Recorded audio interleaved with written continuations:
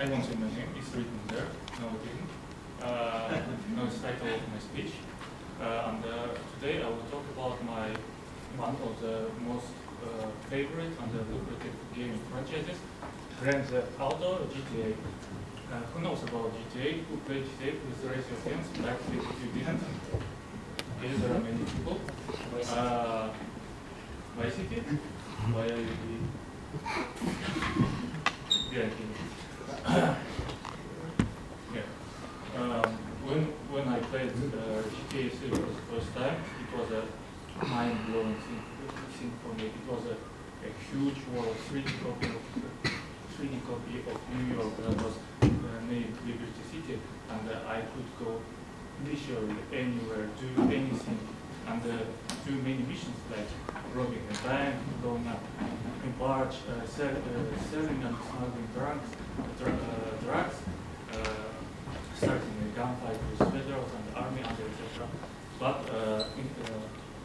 apart from all these criminal things, the game also had non-criminal things like being an ambulance driver, being a taxi driver, firefighter, or even a ticker of rare cars.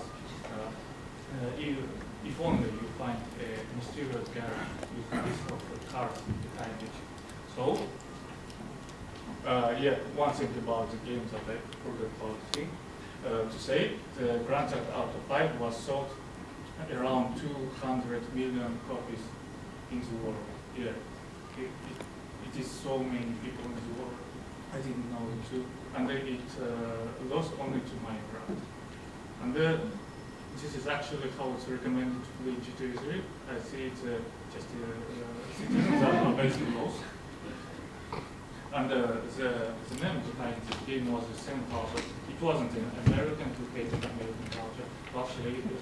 Actually, it was a British man, and he was inspired by American movies like The French Connection, Wild Bunch, and The Warriors. Also, he was inspired by its rapper culture, and he was obsessed with Def Jam Recordings artists. You know the artists like Ice Cube, DMX, and the others. And he also was into video games.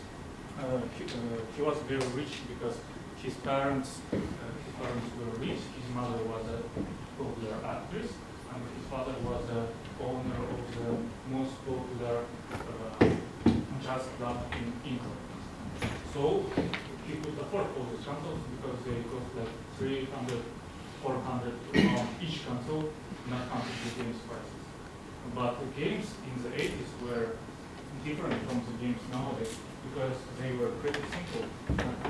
You could only shoot, hit someone, or awkwardly jump, like in this example from Super Mario Bros. But there was also another person, Dave Jones. He was just an ordinary guy who was into arcade video games, and he was so inspired by them. He signed up first for the computer classes when they started teaching it at his university, and after staff reduction at his latest job, he just bought the most modern shiny Amiga 1000, and he founded his own company with his friends, and he named it DNA Design. And they made two games actually. Under their third game must have been something more interesting, more complex, more realistic. So they taught his programs to create a city. The city was created, and at first it was populated with dinosaurs by one programmer's idea, and then was dinosaurs were replaced by cars by other programmer's idea. Then they created a prototype. They made the city more complex. They added traffic lights, cars, police, and the idea was born. We could make a game about cops chasing robbers. And here's a picture from the prototype. It doesn't look like a real game because it's just a concept. And how do you think how they call their game about cops chasing robbers? There are some examples. There's a race, cops and the robbers, race and chase, and the Grand Theft Auto. No, actually it's race and chase.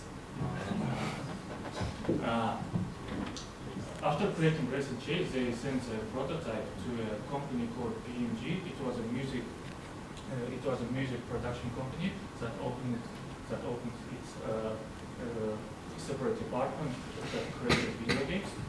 Sam already started working here because he had some connection with his father's acquaintance.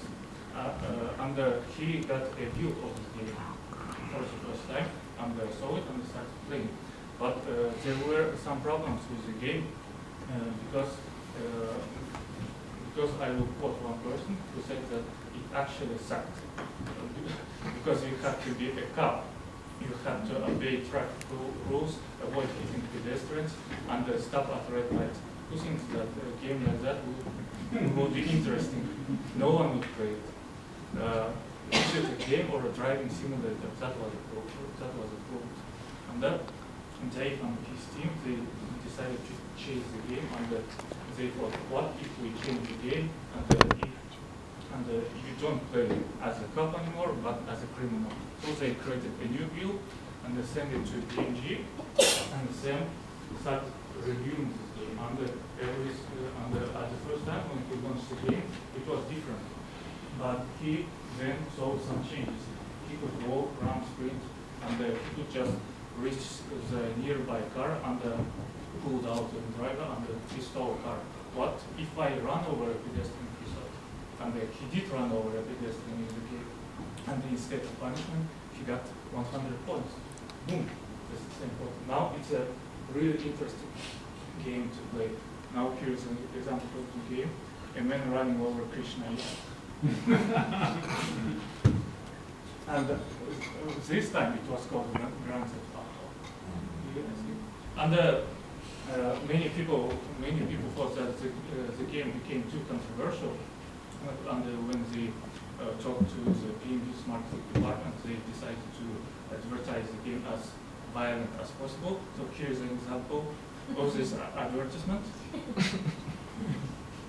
And the conclusion of this speech is that you might think that there could be only one conclusion: be rich, and you will succeed in anything. So that's the first conclusion. The second conclusion, if you draw parallels between Sam Hauser and Bill Gates, who were very rich, and Dave Jones and Steve Jobs, who just were in the right place in the right time, they had one thing that they tackled every opportunity, every possibility they encountered, and they succeeded on it. So that's my conclusion. Dismissed.